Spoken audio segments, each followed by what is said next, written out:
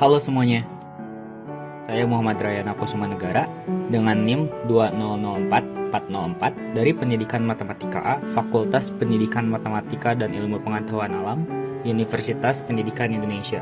Pada video ini akan dibahas mengenai barisan pola bilangan. Apakah kamu pernah memperhatikan kelopak bunga, cangkang keong, susunan bola biliar, atau ranting pohon? Jika diperhatikan lebih lanjut, terdapat suatu pola yang teratur pada benda-benda tersebut.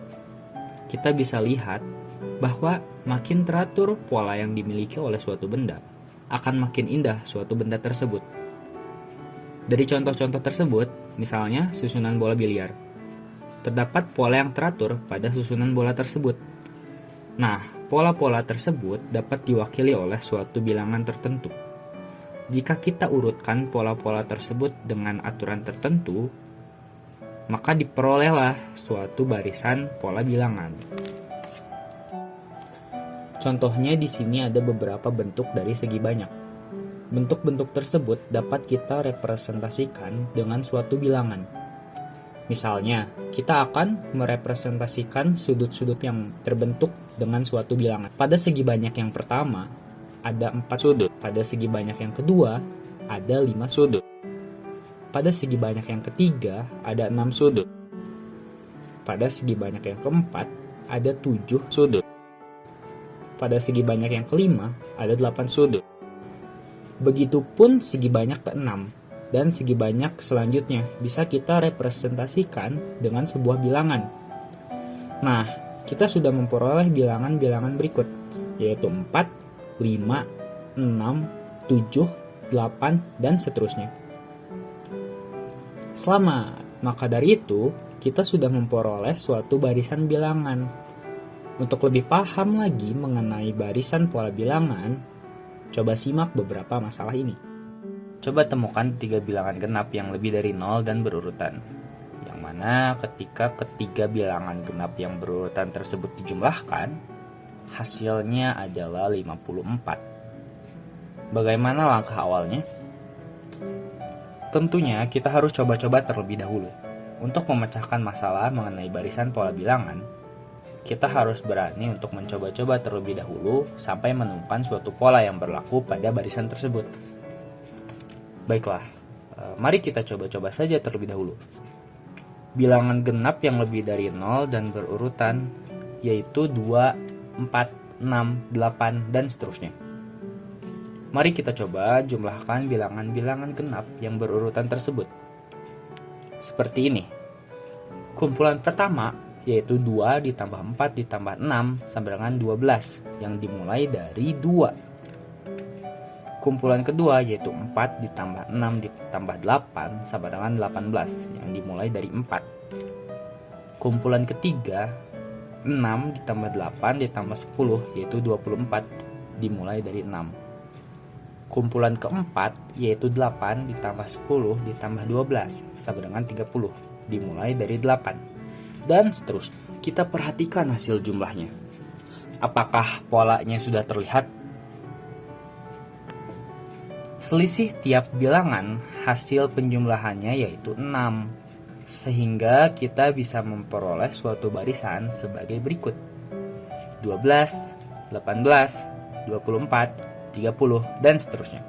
Permasalahan awal tadi adalah temukan 3 bilangan genap yang lebih dari 0 dan berurutan, yang mana ketika ketiga bilangan genap yang berurutan tersebut dijumlahkan, hasilnya adalah 54. Karena selisih dari suku selanjutnya dengan suku sebelumnya itu 6, kita teruskan barisan bilangan tersebut sampai mendapatkan bilangan 54. Suku pertama pada barisan bilangan tersebut adalah 12, yang mana adalah kumpulan pertama dari penjumlahan 3 bilangan genap yang dimulai dari 2. Suku kedua adalah 18, yang mana adalah kumpulan penjumlahan 3 bilangan genap dimulai dari 4. Suku ketiga dimulai dari 6, dan seterusnya. Dari sini kita peroleh suku ke N dimulai dari 2N. 54 adalah suku ke-8. Jadi 54 diperoleh dari penjumlahan 3 bilangan genap yang dimulai dari 2 kali 8, yaitu 16. Sehingga 54 diperoleh dari hasil penjumlahan 16 tambah 18 ditambah 20.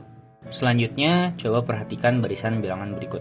Apakah kita bisa menentukan X dan Y-nya itu berapa? Baiklah, kita coba-coba saja dulu menentukan selisihnya. 11 dengan 5, selisihnya 6. 23 dengan 11, selisihnya 12. 47 dengan 23, selisihnya itu 24. Apakah polanya sudah terlihat? Coba perhatikan selisih-selisihnya. 6, 12, 24. Jika kita perhatikan, bilangan-bilangan tersebut dari 6 ke 12 itu dikalikan 2. Dan dari 12 ke 24 juga dikalikan 2. Sehingga kita bisa meramal selisih selanjutnya, yaitu tinggal kalikan 2 saja. 24 dikalikan 2 yaitu 48, dan 48 dikali 2 adalah 96. Sehingga kita bisa menentukan 2 suku berikutnya. Tinggal jumlahkan saja dengan bilangan yang sudah didapat tadi. 47 ditambah 48 yaitu 95. Dan suku selanjutnya 95 ditambah 96 yaitu 191. Jadi nilai X dan Y adalah 95 dan 191. Apakah ada cara lain untuk menentukan X dan Y? Ada. Baiklah, jika diperhatikan, barisan bilangan ini suku sebelumnya diperoleh dari 2 kali suku sebelumnya lalu ditambah dengan 1. Sebagai berikut. 11 itu diperoleh dari 5 dikali 2 ditambah 1. 23 itu diperoleh dari 11 kali 2 ditambah 1. 47 diperoleh dari 23 kali 2 ditambah 1. Dari pola tersebut, kita teruskan untuk mencari 2 suku selanjutnya pada barisan bilangan tersebut. Maka X sama dengan 47 dikali 2 ditambah 1 sama dengan 95. Dan suku berikutnya yaitu Y, 95 dikali 2 ditambah 1 yaitu 191. Kita sudah memperoleh 2 suku selanjutnya dari barisan bilangan tersebut. Cara pertama dengan cara kedua menghasilkan bilangan yang sama, yaitu 95 dan 191. Dari sini kita bisa melihat ternyata cara menyelesaikan permasalahan mengenai pola bilangan bisa dipecahkan dengan banyak cara ya. Ini adalah permasalahan terakhir. Coba perhatikan barisan bilangan berikut. 0, 1, 1, 2, 3, 5, 8, 13, 21, A dan B. Bisakah kita menentukan nilai A dan B? Coba kita tentukan selisihnya saja terlebih dahulu. Seperti ini. Sepertinya dengan menentukan selisih masih belum terlihat polanya.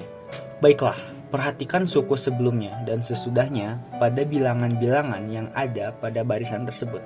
Suku ketiga yaitu 1 diperoleh dari hasil penjumlahan 2 suku sebelumnya yaitu 0 ditambah 1. Suku keempat yaitu 2 diperoleh dari 1 ditambah 1. Suku kelima yaitu 3 diperoleh dari 1 ditambah 2. Begitupun seterusnya. Sehingga kita sudah memperoleh polanya, bukan? Dari pola yang sudah kita dapat, kita bisa menentukan A dan B. Bilangan selanjutnya yaitu A diperoleh dari 13 ditambah 21 yaitu 34. B diperoleh dari 21 ditambah 34 yaitu 55. Dengan begini kita sudah mendapatkan A dan B.